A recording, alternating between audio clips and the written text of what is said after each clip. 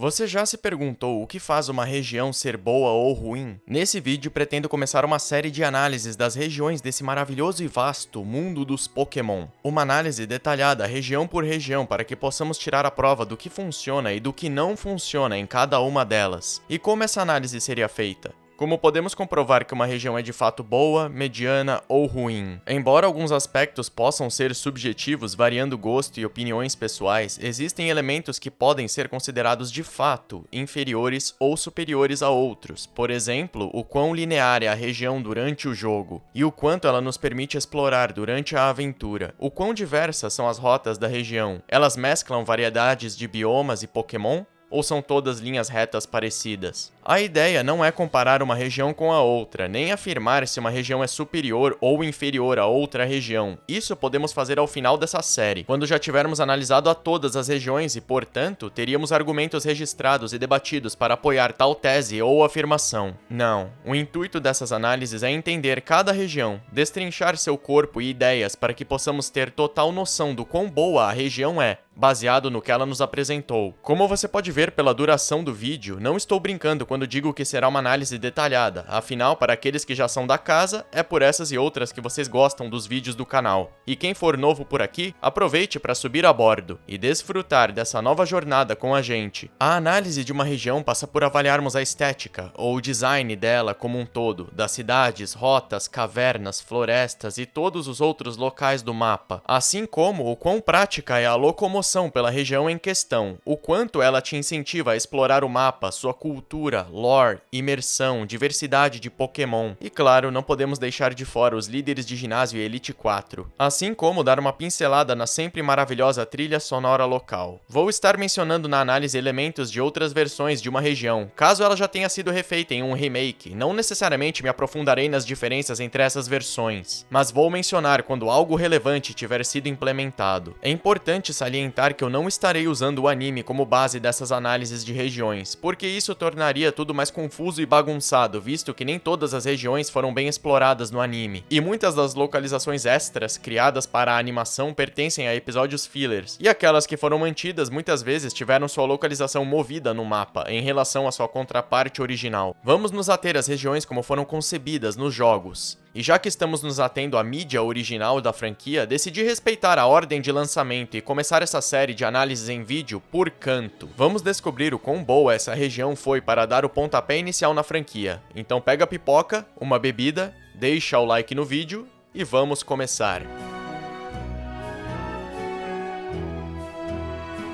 Kanto. Ah, nostalgia. Todos nós a conhecemos bem, independente a qual geração você pertence. Sabe de cor as cidades, os ginásios, como atravessar a floresta de Viridian e por aí vai. Kanto, assim como todas as regiões canônicas do mundo Pokémon, é inspirada em um local do mundo real, nesse caso, a própria região de Kanto do Japão. Curiosidade interessante, até hoje, Kanto é a única região da franquia que partilha o nome do local do mundo real que a inspirou, e foi a região que mais vezes foi refeita em jogos, contando com algumas versões interessantes nos remakes, assim como aparições em jogos spin-off, como Pokémon Stadium. Sem dúvidas, a Game Freak trata Kanto como seu xodó no que diz respeito às regiões, e dá pra entender o porquê, foi a primeira região desenvolvida nos jogos e apresentada no anime. É de se imaginar que Kanto serviria como um template, uma base para as regiões futuras, e é justamente por isso que vou dar tratamento justo na análise. Kanto é icônica, sim, mas também tem suas deficiências, e vamos abordar elas ainda nesse vídeo. O primeiro ponto a ser analisado é o design da região. O tema da região de Kanto é modernidade, tecnologia e como os humanos usam tal tecnologia nesse mundo. Exemplos disso são a criação da Pokédex eletrônica pelo Professor Carvalho, o Laboratório de Restauração de Fósseis, a Corporação Silph, a criação de Mewtwo e por aí vai. Kanto está localizada ao leste de Johto e ao sul de Sinnoh. É rodeada pelo oceano nas direções leste e sul, onde, respectivamente, as regiões de Alola e Hoenn seriam as mais próximas dela. Kanto tem um formato de quadrado com algumas falhas para termos locais com água. As cidades e rotas seguem uma linearidade. Seu clima é temperado e, por isso, não tem muita variedade de biomas. A região conta com muitas árvores, rotas cobertas de grama e alguns rios. Kanto tem algumas montanhas, a principal delas sendo a montanha que rodeia a cidade de Pewter, e a subida até o Planalto Índigo, que passa a sensação de subir uma montanha. Outra montanha menor presente na região é essa que representa o Rock Tunnel, próximo à usina de força e à cidade de Lavender. Kanto tem uma península oceânica a oeste de Vermilion, assim como um conjunto de ilhas na parte sul desse oceano, sendo essas a Ilha Cinnabar e as Ilhas Siphon. Caso você esteja se perguntando, as Ilhas Sevi não fazem parte de Kanto, e sim seriam uma pequena região independente, ou talvez até colonizada por Kanto, mas não parte dela, visto que não se encontra em seu próprio mapa. Quase todas as principais e maiores cidades de Kanto se encontram nesse pedaço aqui da região, sendo a cidade de Saffron e todas as que a rodeiam, acessíveis através desses 4 portões da fronteira policial em todas as saídas da cidade. A zona do safari nos traz uma savana para diversificar um pouco os biomas. E temos também algumas cavernas na região, sendo essas a Caverna de Cerulean, o Túnel dos Diglets, o Monte Lua, Rock Tunnel, as Ilhas Siphon e a Victory Road. As cavernas das Ilhas Siphon talvez sejam as mais interessantes no que diz respeito ao bioma, sendo cavernas de gelo por dentro, com piso deslizante e pedras quebradiças. Kanto é bem básica e simples, mas esse aspecto é totalmente compreensível, pois estamos falando da primeira região, sem falar das limitações que o sistema do Game Boy impunha aos desenvolvedores na época. Então, no que diz respeito ao design da região, Kanto tem tanto uma força como uma fraqueza aqui, a simplicidade. A região definitivamente não desagrada e cumpre perfeitamente com seu papel de nos introduzir ao mundo Pokémon. E o lado negativo seria que é basicamente um quadrado em espiral, contando com pouca diversidade de biomas e localizações marcantes, sem ser pela nostalgia. É um design que funciona por ser o primeiro, mas se fosse feita hoje, logicamente seria muito criticada por esse aspecto. Agora vamos falar sobre o design e estética das cidades. Kanto, sem dúvidas, conta com algumas das cidades mais icônicas em seu catálogo, sendo elas Pallet, Viridian, Pewter, Cerulean, Vermilion, Lavender, Celadon, Fuchsia, Saffron e a Ilha Cinnabar, contando como uma cidade também. Cada cidade é nomeada com uma cor, e a cidade em questão teria a cor respectiva de seu nome incorporado em seu design. Por exemplo, a cidade de Lavender tem tons de lavanda nos telhados de suas casas. Os prédios da cidade de Saffron foram construídos com tijolos cor de amarelo açafrão, saffron, e as calçadas de Pewter foram pavimentadas com pedras de estanho, em inglês, pedras Pewter. Cada cidade tem seu charme e identidade própria. Vamos ver onde cada uma se destaca. Começamos por Pallet, que tem esse nome por ser uma paleta de cores, onde todas as cidades subsequentes a ela são nomeadas através de cores, simbolizando Pallet como a paleta, o começo de tudo. É onde fica a casa do jogador, no caso, Red, e é descrita como uma cidade pacata e recente, e claro, é onde se encontra o laboratório do Professor Carvalho. Um pouco ao norte, chegamos em Viridian, uma cidade rodeada por árvores e mata verde, sendo representada inclusive na insígnia de seu ginásio, cujo líder é o chefão da máfia desse mundo.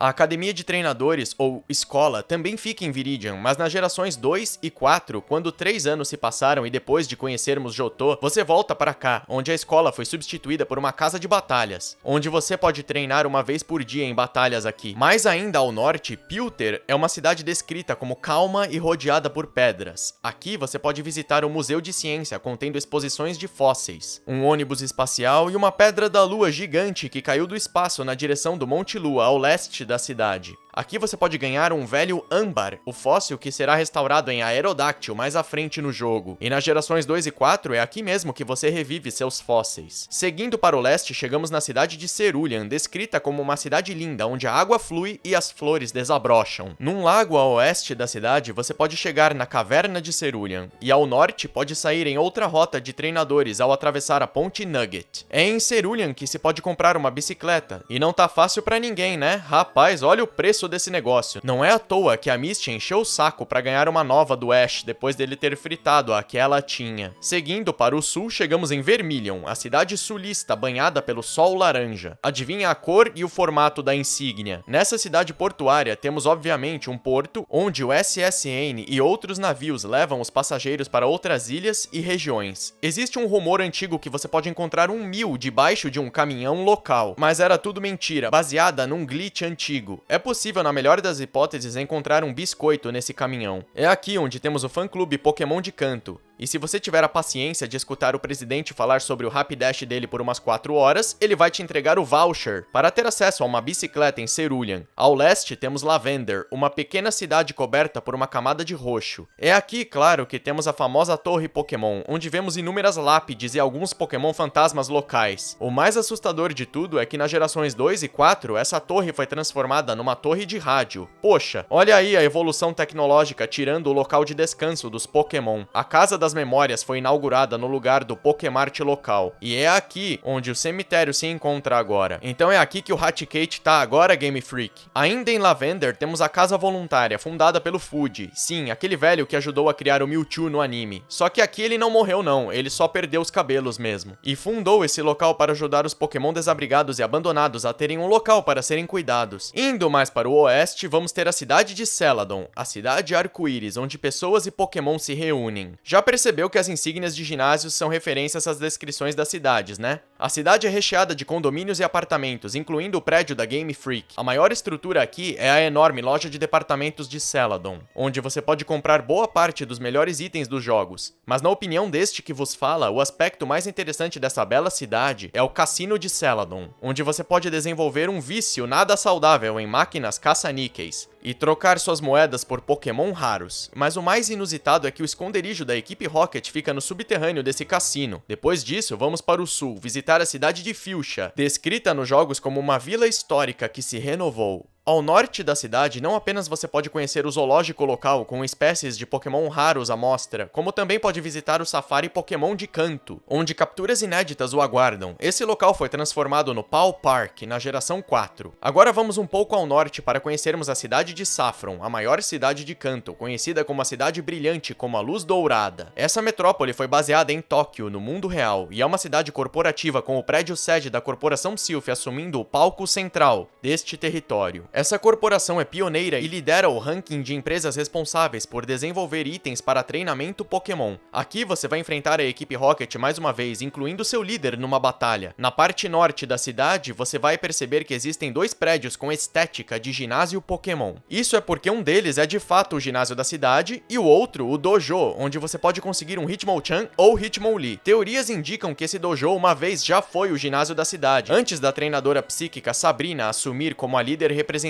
local. Para quem é novo por aqui, eu decidi incorporar essa teoria na minha reescrita do anime Pokémon. Fica a dica para quem quiser ver como ficou. Há também na cidade mais complexos de apartamentos e prédios locais, além de mais um fã-clube, dessa vez um para treinadores. E a nova atração local, o Trem Magnético, que liga Saffron à cidade de Goldenrod, em Johto. Depois de terminarmos em Saffron, podemos surfar até o sudoeste da região, onde a Ilha Cinnabar nos aguarda. Descrita como a cidade assolada pelo passado, provavelmente se referindo primeiramente ao passado envolvendo a criação de Mewtwo na mansão local, assim como o laboratório que reanima os fósseis, itens do passado, e mais recentemente a erupção do vulcão que nas gerações 2 e 4 forçou Blaine a mudar a localização de seu ginásio para as Ilhas Siphon. E Cinnabar é basicamente isso, apesar de importante, não há muito a se fazer aqui. Finalmente chegamos ao Planalto Índigo, no noroeste da região. Ao subir a montanha e passar pela caverna da Estrada para a Vitória, você apresenta suas insígnias uma a uma nos portões e chega à Liga Pokémon. No que diz respeito às cidades em si, claramente há um tema aqui. Podemos sentir como a tecnologia é presente na relação entre humanos e Pokémon, sobretudo no que se trata das descobertas científicas e progressos recentes. Kanto não parece necessariamente ser mais tecnológica que algumas regiões futuras, mas isso entra no peso de ser a primeira região feita. Ainda não havia padrão de comparação e há de se levar em consideração também a época em que os jogos foram feitos. De todo modo, é palpável o sentimento de região tecnológica graças a vários laboratórios de pesquisa espalhados pela região, como o do Bill, do Professor Carvalho, e o de Cinnabar. E diria que todas as cidades têm algo a oferecer. Vermilion tem seu porto, Lavender tem a Torre Pokémon, Pilter tem o museu, e por aí vai.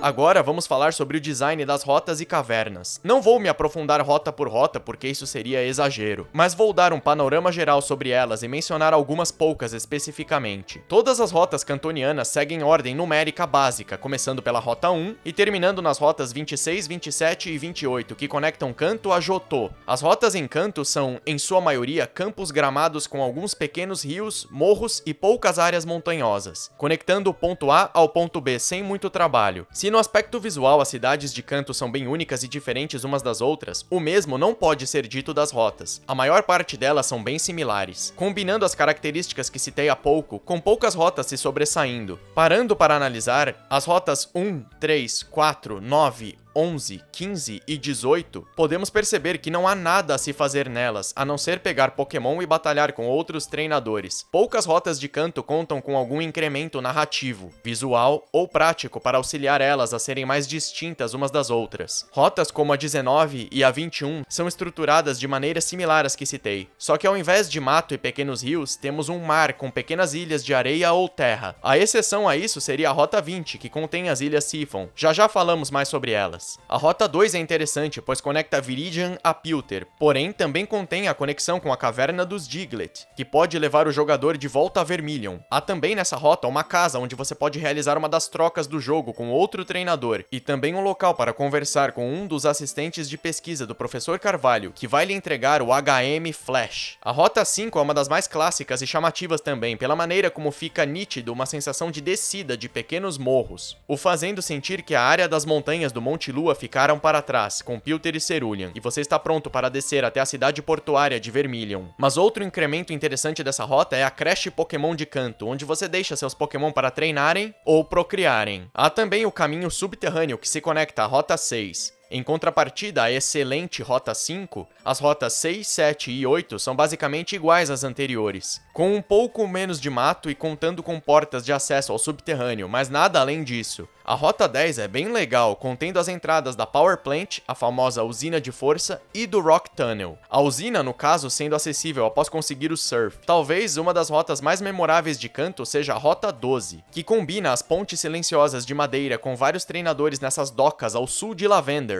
Eu não sei se é a melhor rota de Kanto, mas diria que é a mais única, sem dúvidas. As rotas 13 e 14 são bem básicas também, porém, aqui podemos enfrentar muitos treinadores num labirinto de cercas, o que pelo menos ajuda a diferenciar essa rota um pouco das demais. A Rota 16 contém 2 bloqueios policiais, onde um deles te dá acesso a uma casa onde o HM Fly pode ser adquirido, e o outro bloqueio o leva até a Rota dos Ciclistas, a Rota 17. Essa que é outra das rotas mais icônicas de Kanto e com certeza uma das mais desenvolvidas tecnologicamente. Podemos perceber isso devido à estrada asfaltada para ser atravessada com sua bike, e aos postes de luz que indicam que ela deve funcionar inclusive à noite na vida de um ciclista cantoniano. Uma pena que não temos essa mecânica de dia e noite nos jogos da primeira e terceira gerações. É um toque artístico interessante que possamos ver o oceano nas laterais e no centro da rota. Muito bom, essa é uma das melhores. A Rota 22 fica a oeste de Viridian e se conecta à Rota 23, que se conecta à entrada do Planalto Índigo. A Rota 23 inclusive parece uma subida, onde o treinador deve passar por uma correnteza e depois pela caverna para chegar à liga. A Rota 24 tem a memorável Ponte Nugget e a Rota 25 é onde fica a casa do Bill.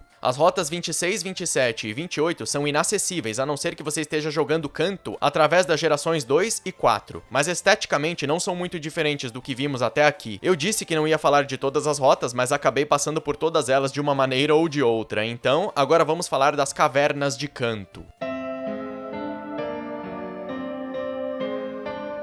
Cara, como Kanto tem cavernas. São 6 no total, como falei mais cedo, e com exceção do túnel dos Diglett, todas são extensas. O Monte Lua é muito legal, porque existem crateras no chão da caverna que fazem seu piso parecer como a superfície da Lua. É aqui onde conseguimos nosso primeiro fóssil, e nas gerações 2 e 4 você pode acessar a praça do Monte Lua, onde tem uma loja e algumas Clefairy vão aparecer para performar um ritual. Provavelmente isso foi inspirado no anime. O Rock Tunnel talvez seja a caverna mais enfadonha de toda a região, e se você tentar cruzar ela sem o Flash, deixa de ser enfadonho e passa a ser irritante. Se você não quiser cruzar com um Zubat a cada 2 passos, sugiro comprar repelente também. Muito repelente. O único detalhe interessante presente aqui são essas poças no chão de água que escorre das paredes, sugerindo que o canal que rodeia a caverna é realmente uma descida, novamente nos mostrando através de detalhes como o norte de Kanto tem uma altitude elevada devido às montanhas. O túnel dos Diglett é bem direto ao ponto, te conectando entre Vermilion e a Rota 2. Agora, nas Ilhas Siphon, temos as cavernas de gelo, com canais fluindo e pisos congelados, incluindo alguns puzzles a serem resolvidos. Muito bom, auxilia na diversidade de biomas.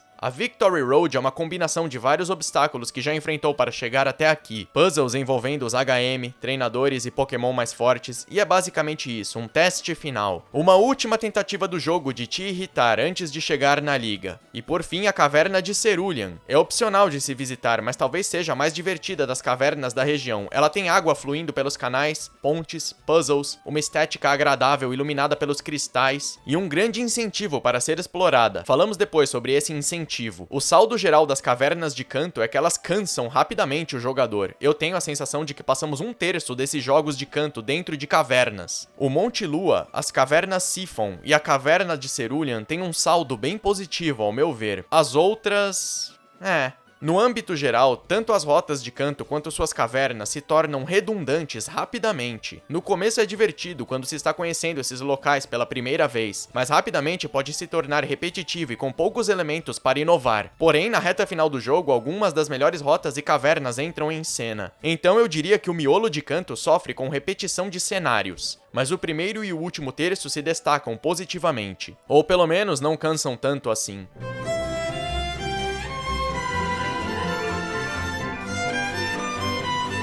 Agora vamos falar sobre outro aspecto importante de uma região, a locomoção por ela. A atravessabilidade, se preferir. O quão divertido e prático é se locomover por Kanto. Afinal, se esses são jogos de viagem onde o jogador deve ir de um ponto para o outro com frequência, esse é um aspecto crucial de uma região. Nas primeiras gerações, os HM eram muito presentes e mesmo após deixarem de ser necessários de ensinar a um de seus Pokémon, foram substituídos por uma nova espécie de montaria ou parceiro Pokémon para ajudar a se locomover no mapa. Então... Kanto exige que você use os HM numa quantidade considerável, podendo ser até um pouco irritante às vezes, especialmente nas cavernas. O Surf, o Fly, o Cut e até mesmo o Strength são divertidos de se utilizar para navegar pelo oceano, voar livremente, ser recompensado por explorar ou achar um item atrás de umas vinhas, ou resolver os puzzles das cavernas. Quanto ao Flash, Rock Smash e Waterfall, você meio que reza para não precisar usar muito. Apesar de ser realista precisar surfar, voar, quebrar uma pedra, mover outra, subir uma cachoeira e cortar uma árvore, seria melhor não precisarmos gastar um slot no moveset de um Pokémon da Party com tantos desses golpes que em batalha são pouco práticos para dizer o mínimo. E é por isso que em Let's Go e em outros jogos da franquia mais recentes o Pokémon passou a usar o equivalente a esses movimentos sem precisar de fato ensinar a eles através de um HM. É o melhor dos dois mundos, você mantém o incentivo exploratório, os puzzles e a mobilidade através do céu e do mar, mas sem sacrificar um ou dois Pokémon, os equipando com movimentos menos úteis em batalhas. Quanto aos bloqueios de estrada, Kanto tem vários desses. Alguns fazem sentido e outros um pouco menos. O primeiro bloqueio dessa região é o de um senhor bêbado na versão original japonesa e apenas faminto na versão ocidental, que deitou na rua e seu personagem não pode passar por ser educado demais para pisar no velho ou passar nessa fresta aqui. Tá vendo esse espaço aqui? Passa, vai, passa! O senhor se levanta e deixa você seguir após a encomenda do professor ser entregue ainda no começo do jogo. Outro bloqueio é esse ainda em Viridian, onde o ginásio se encontra fechado, pois o líder não se encontra presente no momento. Eu não preciso falar sobre todo e qualquer bloqueio dos jogos, mas passarei pelos principais, como por exemplo esse de Vermilion, onde você é impedido de entrar no ginásio sem usar o Cut, que só será obtido no SSN com o capitão. Esse aqui não faz sentido nenhum. Por que eu não posso desafiar o ginásio antes de matar o Hatcate do meu rival no navio? A razão principal disso não fazer sentido é que é dito que o SSN passa quase um ano fora, em suas viagens pelo mundo. E se os desafiantes do ginásio vierem aqui, num dos meses em que o navio não estiver, como conseguiriam o Cut? Outros bloqueios famosos dos jogos de Kanto são esses bloqueios policiais ligando as cidades. Em alguns deles você é proibido de passar porque o policial está com sede. Na cidade de Celadon você consegue um chá com uma senhora e ao dar esse chá a um dos guardas, adivinha, nenhum dos 4 guardas que estavam com sede estão mais com sede. Pensa num chá que rendeu para 4 gargantas. A razão para esses bloqueios em específico existirem é para que o jogador não desafie os ginásios de nível mais alto antes da hora. Por exemplo, o jogo não quer destruir o seu psicológico te fazendo enfrentar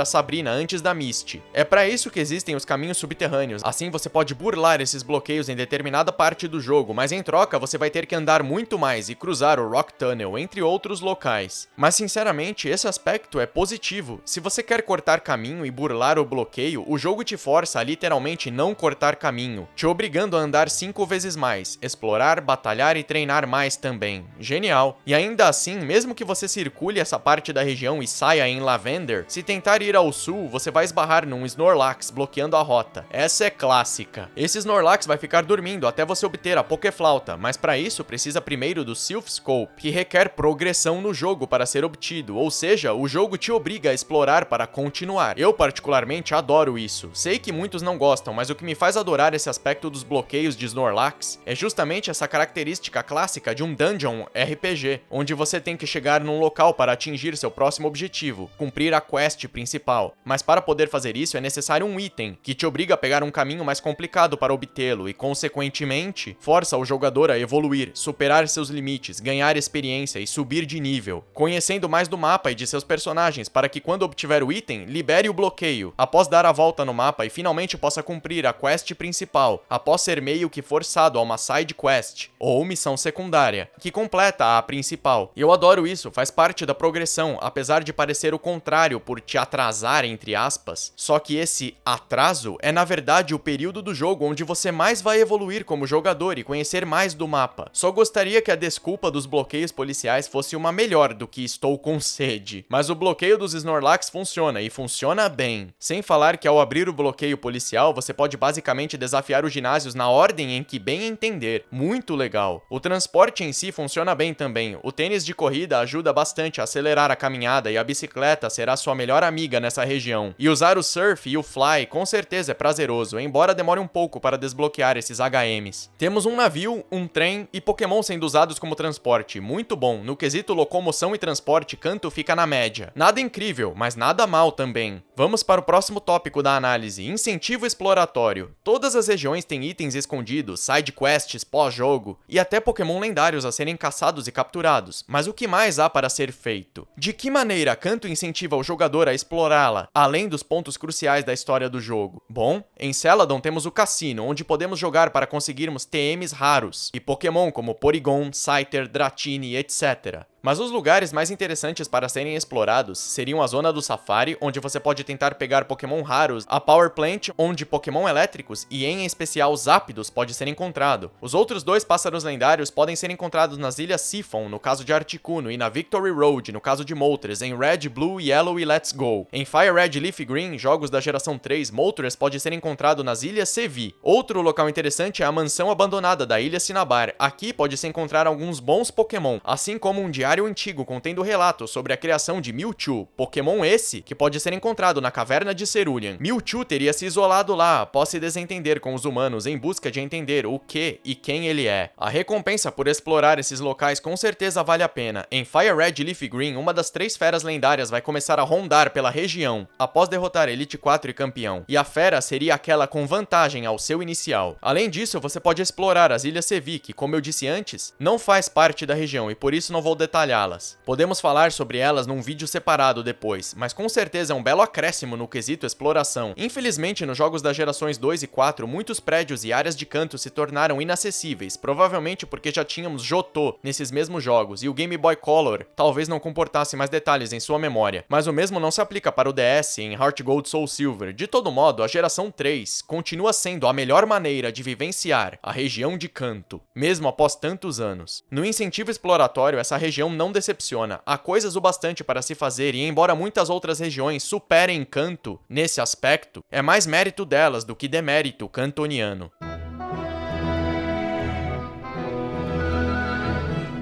Agora vamos falar sobre alguns dos meus pontos favoritos dessa análise da região: cultura, lore e imersão. É bem verdade que Kanto talvez seja a região do mundo Pokémon com menos lore e com uma cultura menos única, digamos assim, mas se deve ao fator de ser a primeira região e ser bem básica mesmo. De todo modo, temos alguns aspectos interessantes aqui, podendo ser percebidos através de detalhes sutis. Sabemos que Kanto é um lugar onde a tecnologia tem florescido, com laboratórios de pesquisa em vários locais, itens de treinadores sendo desenvolvidos pela corporação Silph e, principalmente, Pokémon como Porygon e Mewtwo sendo literalmente criado por cientistas. Mas além disso, vemos como Kanto é dominada pela equipe Rocket em seu submundo, digamos assim. Os jogos deixam implícito que Giovanni, o líder da organização, teria um acordo com o presidente da corporação Silph, que eventualmente teria se desentendido com Giovanni, e o mesmo teria decidido atacar a corporação justamente para dar o acordo como encerrado e tentar tomar a Master Ball do presidente. Ele foi impedido pelo jogador, claro. Giovanni, além disso, é também o líder de ginásio de Viridian, indicando 2 caminhos possíveis aqui. O primeiro, Giovanni se infiltrou na associação da Liga Pokémon para estar próximo daqueles com mais influência e poder, além de automaticamente se colocar à sombra de qualquer suspeita policial. E o segundo, a Liga Pokémon é corrupta como um todo, e os elites sabiam disso. Como Kanto não utiliza seus elites no decorrer da história, fica difícil de termos certeza de uma coisa ou outra, para confirmarmos. Então interprete a situação como quiser, mas para uma região com uma força policial tão presente, Kanto parece oprimida, a população parece assustada, trancados em suas casas devido aos ataques da equipe Rocket. Sim, faz sentido, mas além disso, a própria polícia parece não querer que você vá muito longe. Esses bloqueios não estão impedindo a equipe Rocket de entrar ou sair, e sim a população comum. Gangues de ciclistas e motoqueiros tentam se impor e amedrontar os treinadores mais jovens com Pokémon venenosos, o mesmo tipo que a equipe Rocket tanto gosta de utilizar, reivindicando a rota dos ciclistas para eles. E as canalizadoras de espíritos são bem agressivas também, lá na Torre Pokémon, querendo quase te expulsar de um local que pode até ser sobrenatural, mas é propriedade popular, não pertence a elas. Qualquer um pode ir até lá prestar seus respeitos a uma lápide. Para uma região com tanta força policial, Kanto parece ser terra de ninguém, um local onde dinheiro, poder e força bruta falam mais forte do que tudo. O progresso tecnológico apoia isso, pois com mais descobertas, mais itens podem ser desenvolvidos, Pokémon criados em laboratórios e, consequentemente, mais dinheiro e poder viria com tudo isso. Os jovens treinadores são aqueles que desafiam esse modus operandi cantoniano. A razão pela qual essa franquia é tão interessante pra mim não é para que histórias sobre os Pokémon possam ser contadas, mas sim que histórias sobre humanos vivendo no mundo dos Pokémon possam ser contadas. Assim como uma história no apocalipse zumbi é interessante, não pelos zumbis, mas sim pela maneira como os humanos se portam em tal mundo, ou numa ficção científica espacial, onde o espaço é fascinante, sim, mas o que vai sobressair são as histórias humanas a serem contadas, com esse maravilhoso pano de fundo e artifícios que somente tal mundo e gênero poderiam proporcionar. Pokémon é isso. O mundo é dos Pokémon, mas a história é humana.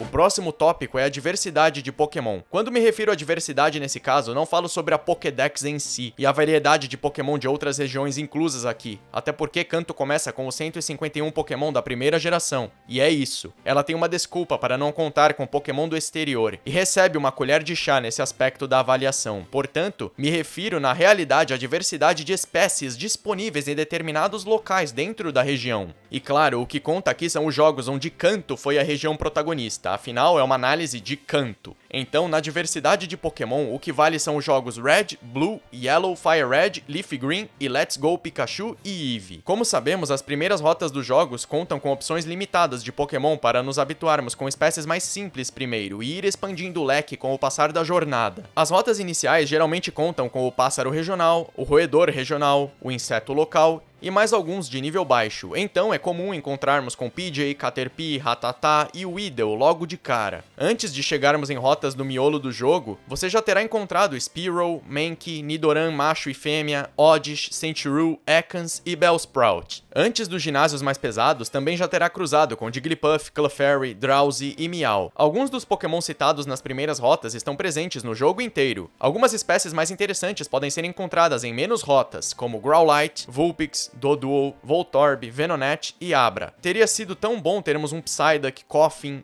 Ponyta, Grimer, Slowpoke e principalmente Killbone rondando pelos matinhos da região em rotas intermediárias. E algumas espécies como Eevee, Mr. Mime, Porygon, Farfetch, Hitmonchan e Lee não podem ser encontradas, ou você troca ou ganha elas. Kanto tem um sério problema com a diversidade de Pokémon disponíveis em suas rotas. Vamos falar das cavernas agora. Com exceção do Zubat, que pode ser encontrado a cada milímetro quadrado de cada caverna, alguns Pokémon podem ser encontrados exclusivamente em suas respectivas cavernas e não em outras. É o caso de Clefairy, Diglett, Seel e Machop. E claro, locais como a Power Plant, a Torre de Lavender, a mansão abandonada de Cinnabar e a zona do Safari ajudam a causa ao incrementar seu catálogo com mais diversidade de espécies. Por fim, as rotas aquáticas. Aqui fica nítido o problema de diversidade de Pokémon em Kanto, mais do que na água de qualquer outra região. Sabemos que Magikarp são encontrados em qualquer lugar na água, especialmente pescando com a bendita Old Rod, mas o jogador só tem acesso a Good e a Super Rod na reta final do jogo, ou seja, Pokémon como Goldeen, Poliwag e Horsea só estarão disponíveis quando você chegar na cidade de Fuchsia em em diante. Felizmente, Let's Go melhorou a diversidade de Pokémon em Kanto, permitindo que algumas espécies fossem encontradas mais cedo dentro das rotas e acrescentando os iniciais entre eles. Resumindo, a diversidade de Pokémon em Kanto é problemática, e boa parte das regiões futuras com certeza evoluíram nesse aspecto em relação à sua antecessora.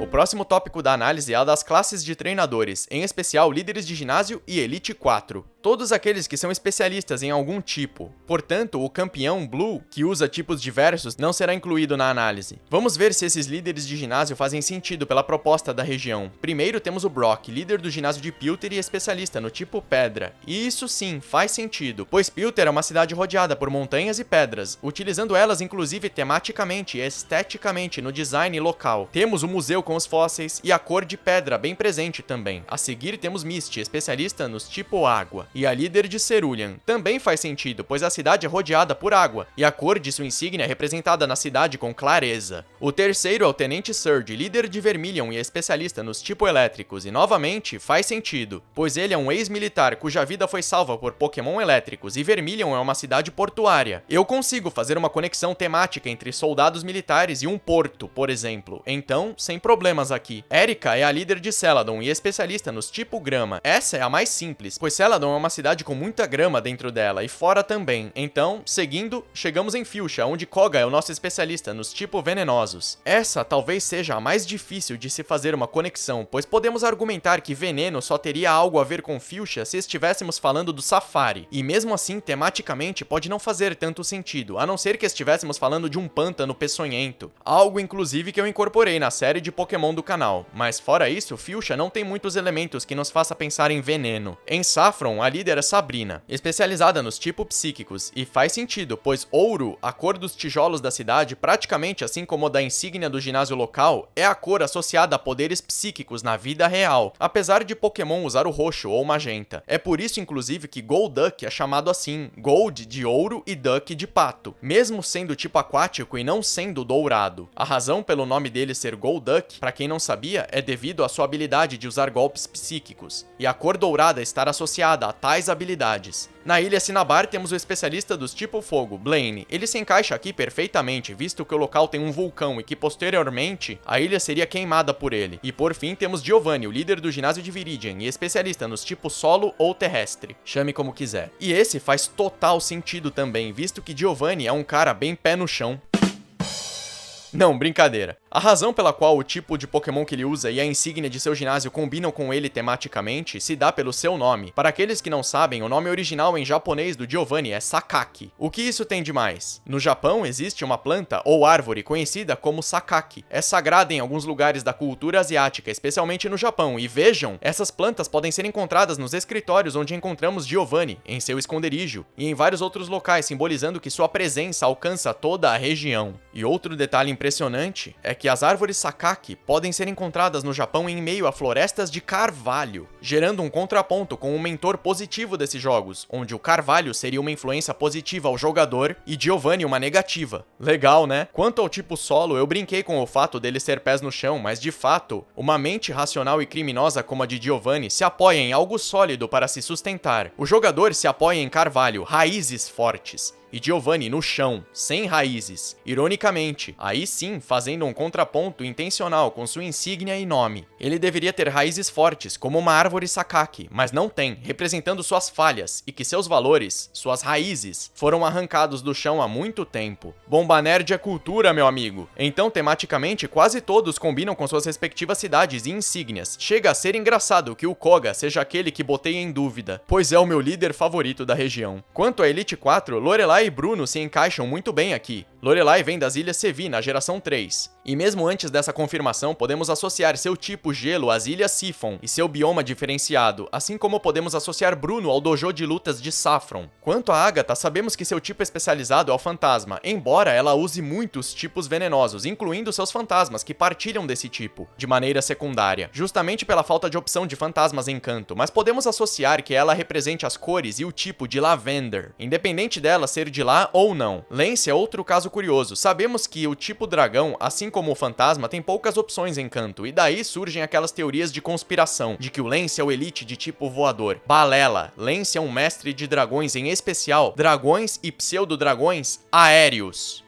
Sim, assim como sua prima de Jotô, Claire, é especializada em dragões aquáticos. Lance não é necessariamente um especialista no tipo dragão, mas sim em dragões nas características físicas internas e externas, por isso os pseudo-dragões são incluídos. Quanto às outras classes de treinadores, podemos ver que Kanto é recheada de treinadores ligados à ciência e tecnologia, combinando demais com o tema da região, sem falar, claro, daqueles presentes em todas as regiões, os youngsters, hikers, idosos, ace trainers e por aí vai. Kanto, portanto, tem uma excelente variedade de treinadores e em sua grande maioria eles casam perfeitamente com o tema regional.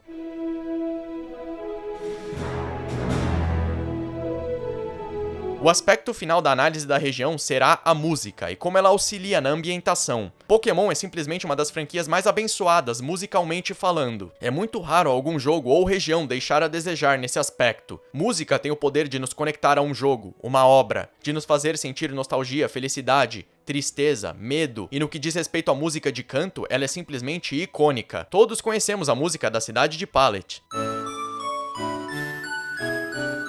Viridian.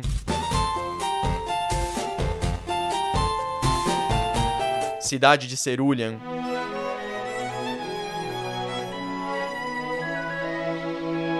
A música da Floresta de Viridian, que passa a sensação de cautela, cuidado. E como podemos esquecer da memorável música da Cidade de Lavender?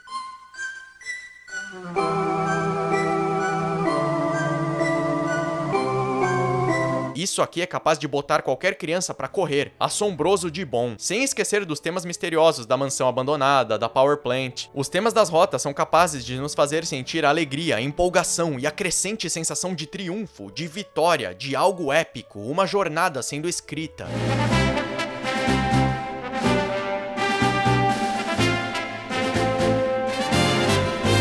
É verdade que algumas trilhas podem ser similares umas às outras e que temos poucos sons ambientes aqui, como passos dos personagens, barulhos de Pokémon ao fundo, som da água de um rio fluindo, mato sendo pisado, enfim. Isso pode até faltar, mas também se deve ao fato de ser o começo de tudo, e a trilha sonora de Kanto como um todo é épica e memorável. Agora que analisamos todos os principais aspectos dessa região, podemos ter noção do apanhado geral dela. Kanto é uma região básica, sim. Sua geografia é simples, com pouca diversidade de biomas e rotas repetitivas, porém, suas cidades são todas bem desenhadas e com claros temas sendo trabalhados em cada uma delas. Assim como as rotas, as cavernas e a diversidade de Pokémon durante o jogo são pontos que pendem mais para o negativo do que para o positivo, e podemos perdoar boa parte disso graças ao efeito nostalgia, que naturalmente nos faz ter mais paciência com Kanto como um todo. A locomoção não é perfeita, mas os bloqueios em sua maioria funcionam. Há um propósito tanto de jogabilidade quanto narrativo, então se torna algo extremamente positivo, a meu ver. Além de tudo isso, o incentivo exploratório aqui é bom. Há uma variedade de locais a serem explorados após o fim do jogo, para que você possa completar a Pokédex com mais calma, assim como um subtexto interessante no que diz respeito à lore da região, o que nos faz querer descobrir mais pistas da correlação entre a equipe Rocket e a opressão que parece assolar a população. Os treinadores